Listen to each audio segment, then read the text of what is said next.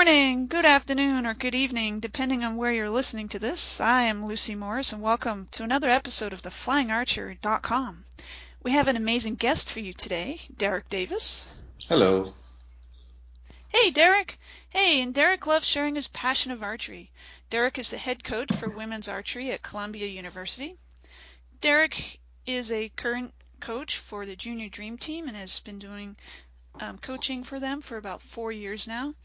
And he's had the opportunity to travel around the world, not just in the United States, working with different teams. And Derek was Coach of the Year for 2014, and he is a Level 4 coach, and I just found out he's just really close to his Level 5 coach certification. We have a lot to discuss, and please welcome from New York, New York, Derek Davis. Hey. Yay! Hey, Derek, I gave a brief overview and bio, and so Derek, sit back, relax, take a minute or two and tell us a little bit about your background and how you got into archery.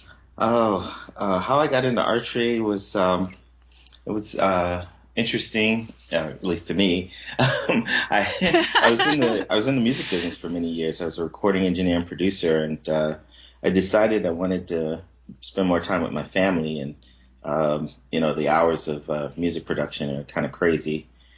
So I taught myself how to fix Apple computers and got certified and got a job at a repair shop. And that time, my now ex-wife said, this is your first 9 to 5. You're going to need a hobby. You're going to need something to do to relax after work. And I agreed. So thinking maybe a sport of some type. My brother just started bowling with his father-in-law and really loved that. And I said, well, I don't want to do bowling. I can't do the shirt. It's and then also bowling in New York on a regular basis it can be quite pricey.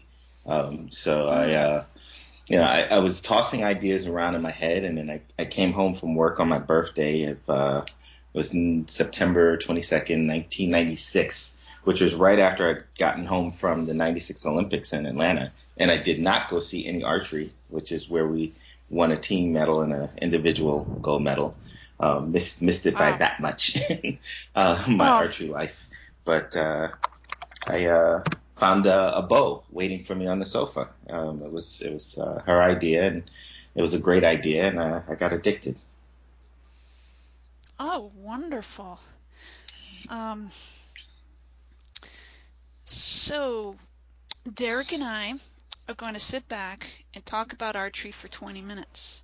If you're listening while you're driving your car, I'll let you know. I will be taking the notes for you, and I'll have the links and resources on my blog, theflyingarcher.com.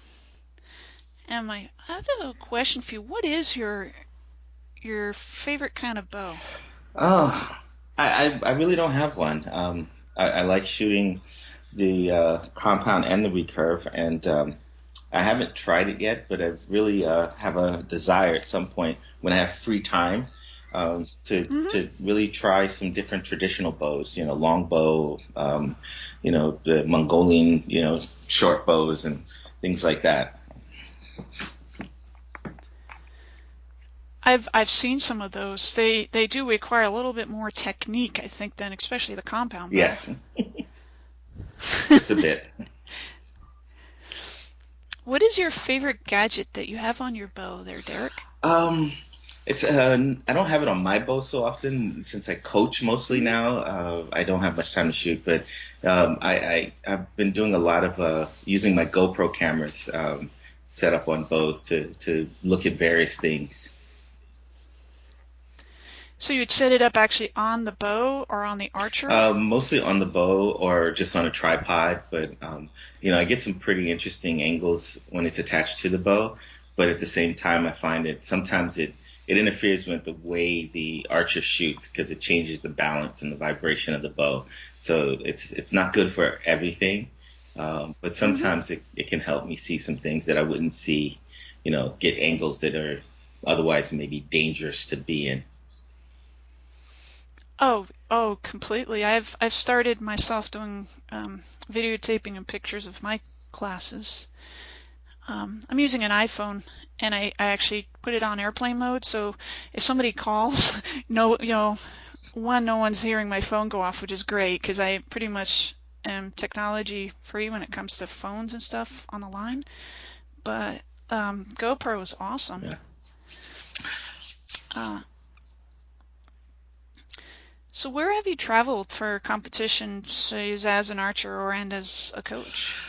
As an archer, I've been to Costa Rica and Puerto Rico. Puerto Rico being the most recent one in 2008. That was my last major tournament that I participated in as an archer. As a coach, I've been to Taiwan, Mexico, Canada a couple of times, Costa Rica, Croatia, Rome, Wow. Venezuela. Yeah, yeah. Well, as a coach, do you get a chance to um, get to look at the scenery, or are you just sort of in there competition and then fly out real fast? We make an effort to have some free time. It's not always the quality time that you would have on a vacation. We are Hmm. there for a specific reason, but especially when I travel with young teams, I feel it's important, a part of the experience for them to, learn a little bit about the culture that they're immersed in, and um, I think it helps as far as their development as a human being, as a person, to really understand, you know, not just what's going on the archery field, but how other people live. To engage in the cuisines and, and see the daily lifestyles and things like that. And then if it's someplace historical like Rome, obviously you want to hopefully get a chance to get them to see those surrounding sites. Um, yeah, I think it just adds to the overall experience, and it's it would be a sad thing if they were to travel that far and not have an opportunity to see those things. Oh yeah, and it sounds like that you see archery, and let me know if this is correct, and you can expand on it. That archery is more than just form work; it's you're developing the person. Absolutely, I wouldn't do it if I didn't feel like I was helping to develop a person at any age. But I work mostly with young people, college age and younger, and having some sort of impact on their development as a human being. It's really amazing. I just had a situation last week where this young lady was terrified and she refused to shoot, and it took me just standing by her and holding the bow, and then pulling the bowstring back with her, and then so I was introducing it to her, and the confidence in this young lady was just once she was okay with pulling the string back with me, she was like a different person. I'm like, wow, I feel so honored to have been in that space. So have you had situations like that? Oh, absolutely. From things as simple as that to, helping someone pull that bow for the first time and realize that it's not going to rip the side of your face off, and I think that's what she was afraid of. all the way to helping people really just believe that they can accomplish anything if they give it a try. Um, Mhm. What is the craziest weather day you've ever shot in?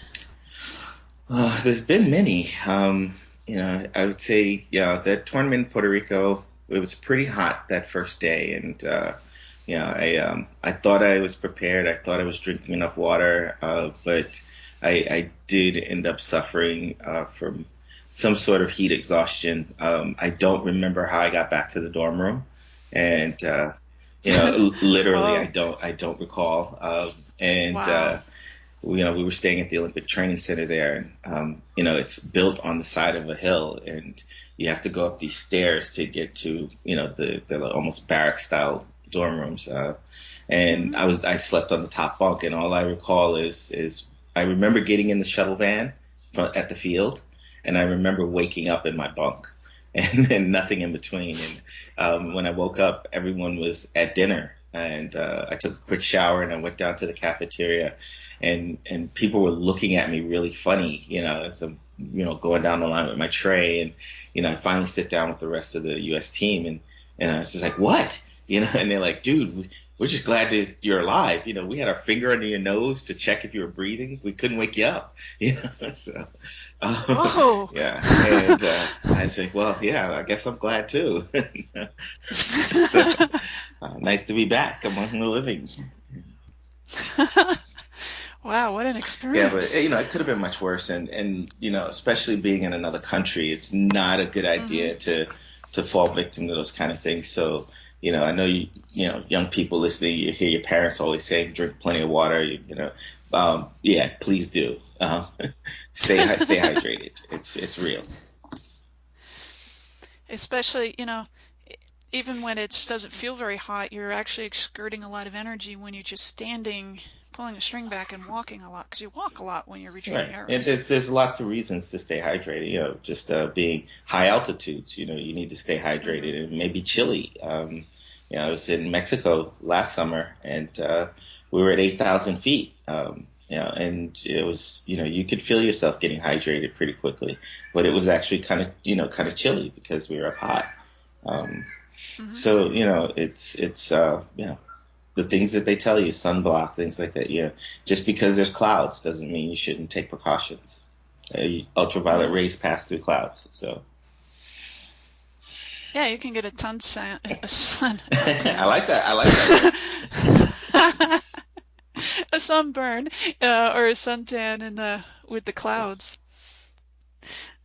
Um, well, what great archery books have you read? Oh, I try to read a lot of them. Of course, read both of Coach Kiesik Lee's books. I've got the new one that USA Archery just put out. Got it right here, actually, just Hmm. called Archery. And but some that the first book I ever read actually was it was a gift that was given to me called Zen and the Art of Archery, and I really have kind of a special affinity about that book because its meaning to me changed over time. When I first got it, I was really excited because I thought that it was that I had it backwards. I thought, oh, I'll learn some Zen and that'll make me a better archer. And then as I'm reading the book, I realized that archery, along with other activities like pruning bonsai trees or the tea ceremonies, those are just exercises to help you achieve Zen. So it was the other way around, and I was a little fascinated by it, but at the same time, just realized that like, oh well, this is really not going to help me be a better archer. So it's a small book. I finished it. I read it anyway, and but then as I matured and developed as an archer, I found that a lot of the lessons in there actually can help you, but you have to be ready for it. I don't think it's something that a beginner like myself at the time that I read it would really get that. And I think that's actually the point, is that it's a realization that you need to come to over time. Um, so there's things that they talk about in the book about how you release the string, and it is really it's exactly the way seasoned coaches try to teach modern archers how to release a string. And I find that a lot of it is the same. It's just coming at it from a different angle. One's coming at it more from a spiritual kind of angle, another one's coming at it from a more scientific kind of angle. But it's really the same thing. How's it can you describe the two and how you say it's the same? Well, in the book, it talks about how you release the string when the time is right. It should not be a conscious effort. They give the example of like when a baby is holding your finger, and you marvel at how strong they are. And how what a strong grip they have on your finger. But when they let go, there's no jerk or shock to it or anything. And chances are the baby didn't say, okay, I'm going to release the finger now. They didn't Hmm. have a preconceived thought about it. It was just time, and they just let it go. It's a similar thing, when we're trying to teach, even with a compound bow, back tension and triggering the release using your back, and you're not actively, punching the trigger with your thumb or something, or you're not letting your brain say, now is the time to hit the trigger. It goes when it goes. Yeah. So, it's really very, very similar. Even with the recurve, it's like you're expanding, expanding, expanding with the back tension until the clicker goes off, and then just let it go. There shouldn't be a conscious thought behind it. Mm-hmm.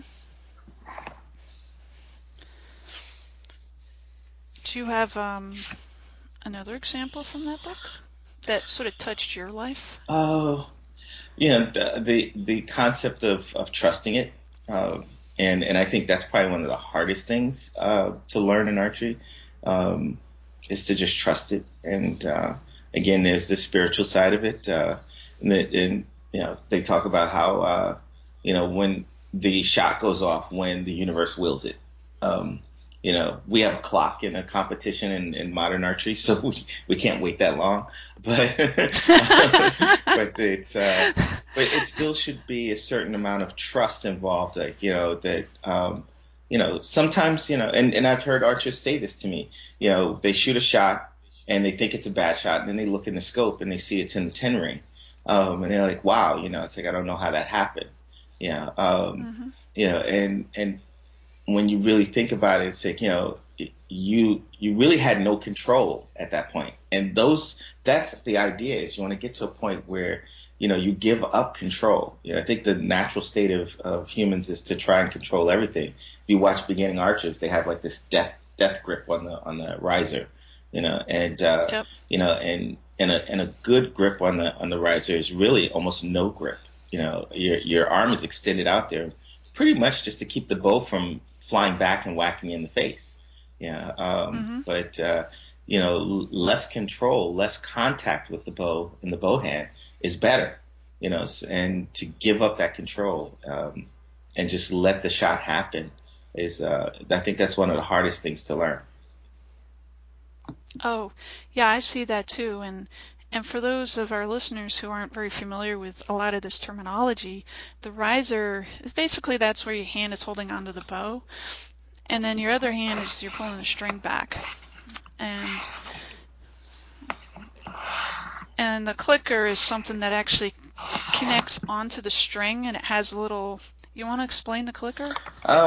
It's oh, not the trigger release. Yeah. I'm getting the terminology mixed up. The two things are similar. On a compound bow, the release aid is a little mechanical device that you hold in your hand. It latches onto the string, and you pull back with it. And then it usually has some sort of mechanism in it, be it by squeezing a trigger or tilting, from the different angle that it's at, it will release the string. It's a technological advantage, which is why it's not allowed in the Olympics. It's only allowed on compound bows in competition.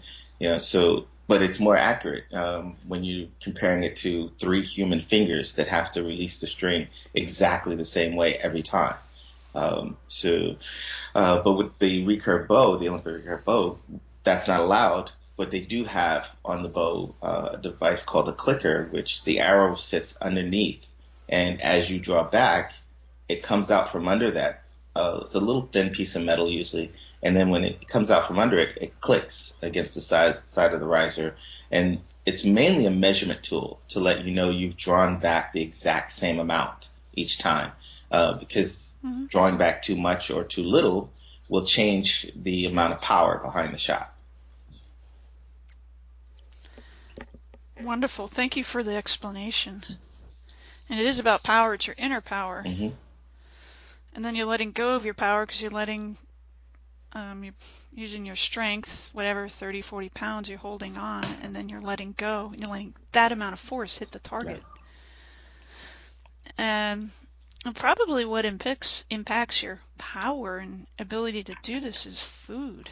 How does the food you eat on the day of a shoot, competition, or impact your thinking and abilities to shoot? It's really huge, and it's something that you should pay attention to, because what you eat affects how you feel, and even to a certain degree how you think. And it can do so in a matter of a few minutes, definitely within a couple hours. So it's not something that's difficult if you pay attention to it, to figure out how different foods affect you.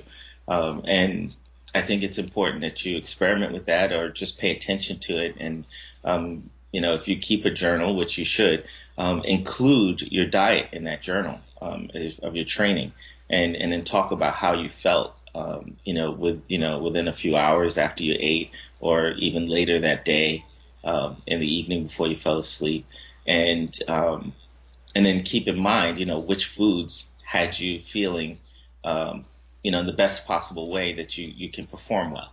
Um, I found for Mhm. me having a big sugary breakfast, pancakes with syrup and things like that. By the time I got to the field, got set up, and we started the first in, I was having that sugar crash, and my first few ins were terrible because of that.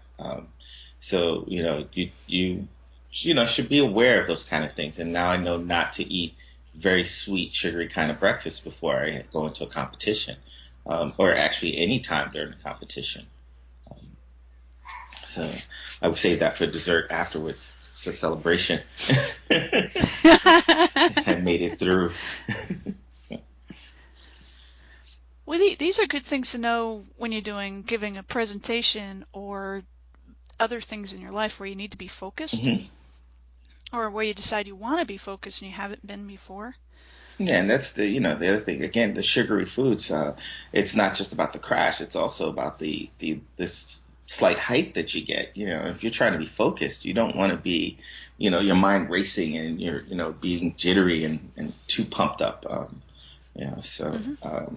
it's just and that affects people differently. Some people, small amounts of sugar on a consistent basis across the day is what they need. Again, you got to know yourself is the bottom line. Yep, that's very, very important. And good to test the sugar and foods when you're not at the competition. In general, complex carbs is probably, and snacking, over the course of the competition is generally the best thing. But again, everyone's different, and you need to know. Um, but my starting point is to suggest, some kind of complex carbs and some protein, and small amounts over a long period of time, not big meals. Don't wait till lunch to have something to eat. And, you're probably not going to make it through the day feeling strong and focused if you just do the 3 square meals a day thing on competition day. Hmm. Which actually probably shows how you don't stay focused throughout the day if you do the traditional 3 square meals a day, anyways. There's a lot of science out now that shows that it's probably not the best way a human should consume food, whether they're in competition or not. That 5 to 6 smaller meals is usually more effective. Very interesting. Our bodies are pretty amazing. Actually, very amazing. Derek, what did you find was your early challenges in archery? Finances was, when I first started in archery, as I mentioned, I had just switched careers, and so it was kind of a low man on the totem pole, and and then even as I started, moving up the ladder, I realized that also, computer repair was not going to be a long range kind of career. It's I was sitting there at my bench one day and I thought about, you know, there'd be these TV commercials on late at night, learn VCR repair, and people they're trying to get you to go back to school and learn how to fix VCRs, and I say, well, what are those guys doing right now? Because they're not Yeah. fixing VCRs, and I'm like, okay, how long is it going to be before computers are disposable like that? Where they're so affordable that once they break, you throw it away, you buy a new one, and we're kind of there already.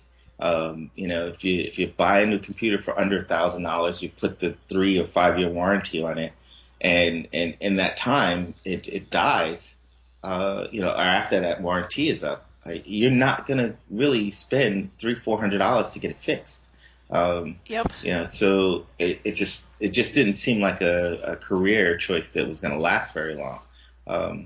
So I was just really kind of struggling financially at that time, and you know, but I was finding a way to get to competitions, and especially for the sake of my son.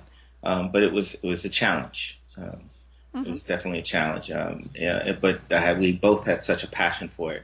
I just found a way to make it work without robbing banks. So, And that's wonderful. Archery is such a family sport, yeah. and it brings families together. What do you do to help yourself stay in the moment when there's a lot of distractions when you're shooting? Um, I went through different cycles with that. First I tried to, block out the distractions, and then for me, I found that that was energy put on not shooting.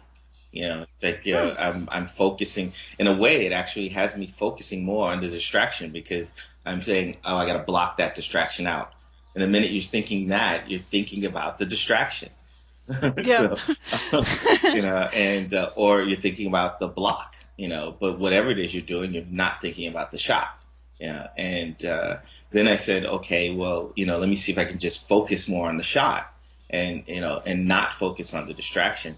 And then I found that I was over focusing on the shot. And it became, this anxiety that was building up. And then I just kind of found middle ground. I said, what?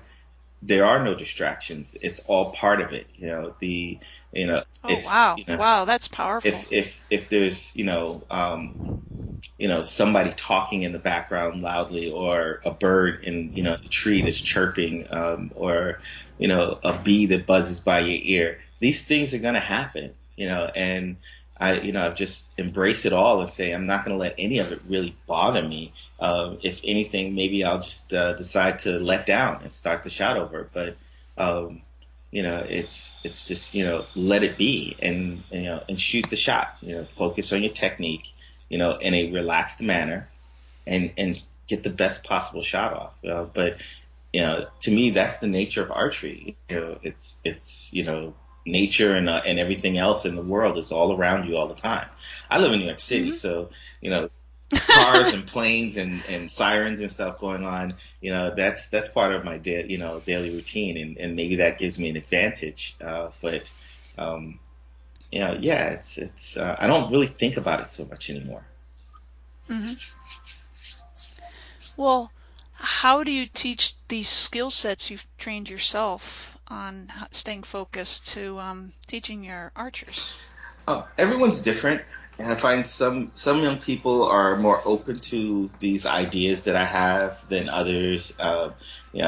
So just telling them these things is sometimes enough. They go like, "Oh, okay," and then they go right into it. Others, need some rehearsal. And Hmm. and I try to keep it fun.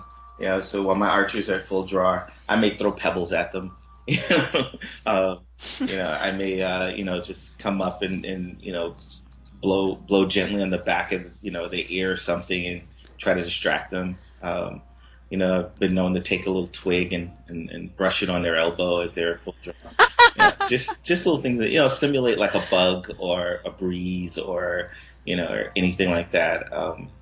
And it's I may even not heavily, but just give them a little shove. We do things like that to practice days where the wind is pushing your body and you're swaying. And it's fun. We try to make a game Hmm. out of it. But still try to get the best results out of the shot. And then when they get in that real situation, if nothing else, they'll think about the crazy stuff the coach did in practice, and they'll laugh about it instead of getting upset. Like, oh my goodness, I shot a two, and the wind just blew me. And it's like that reminds me of when coach shoved me on the practice line. Yeah. So, Hmm. Well, there you go, listeners. I just took half a page of notes. I'll have those notes at theflyingarcher.com. And you can follow Derek on his Facebook page, and it's derek.m.davis. Actually, it's derek.m.davis. I want to make sure you have the M in there. Um, so, Derek, what is the craziest thing that has happened when you were shooting? the craziest thing. Honestly, just the fact that I'm in archery, um, yeah, at all, and that it's a career, and yeah, everything about this journey of mine has kind of unfolded naturally. Yeah, I didn't seek any of it out really, and so Yeah. I look back on, you know, where I am now as a coach, where I've been as an archer, being involved on the administrative side of things. I've sat on the board of directors of USA Archery. I've sat on many committees. I'm on the nominating and governance committee. I'm the chair of that committee now. Yeah, and it's I just if you were to rewind the clock and prior to any of this and say this is what you're going to be doing in 10, 20 years from now, I would have looked at you like you had four heads. And you know, um, but it's just all kind of happened naturally, and and I'm loving it. Well, you're having the opportunity to travel around the world, be around the Olympic coach and the people he works with, and just really amazing, cool stuff you're doing. Um, it's the athletes. I feel it's an honor to work with them, and especially at Columbia, these are full time students at a very high academic institution, and the amount of work they do. I mean, this season because of scheduling conflicts, we've had to schedule two of our practice sessions on Monday and Wednesdays at 7 a.m. Oh, And our practice field is a 20 to 30 minute shuttle ride north of campus. So they have to be up before the sun comes up. I posted a photo the other day. I was there at 6:15 setting up, and it was still dark. Uh, hmm. so but that's only 2 mile ride from my home. For them to get up and travel and then get back down to campus and go to class, and then the next morning get up early and go to strength training, and then later that evening come back up town for practice, and it amazes me and it inspires me. Well, that's absolutely wonderful that your archers are that committed and that they have a coach like you that's willing to get up that early. Well, it's like, as I told them at the end of last season, they make it worth it. And I got to meet one of your archers at one of my classes here in New Hampshire. Yeah, Gladys. Uh, Yes, I was working with her children. Gladys was a walk-on. Actually, she had no real prior experience to archery, and she was somewhat of a phenom. She ended up being the one of the strongest, if not the strongest, compound shooters on the team in just Hmm. a year. Wow. Yeah, and for personal reasons, she had to step away from it. But she did extremely well for a while. And from what I understand, she even went home to Colombia on occasion, and Colombia, South America, and trained with their national program. Uh, Oh, wow. yes. How how would you describe it feels like to shoot an arrow? And this would be to someone who has never shot arrows before. This kind of takes me back to the book Zen and the Art of Archery. If you open yourself to it, it's the sheer power of it, and I don't mean so much the poundage and the power of the bow or anything. It's the power of feeling like you're part of that process. It was the same feeling I got when I took sailing lessons, and you're on a small boat where you're controlling the sails and the rudder at the same time, and there was this one like moment where I could feel the energy of the wind from the sails, passing through me, and then the resistance of the water coming in from the other side, and I was just a link in the chain, and you just feel that force of nature and that power.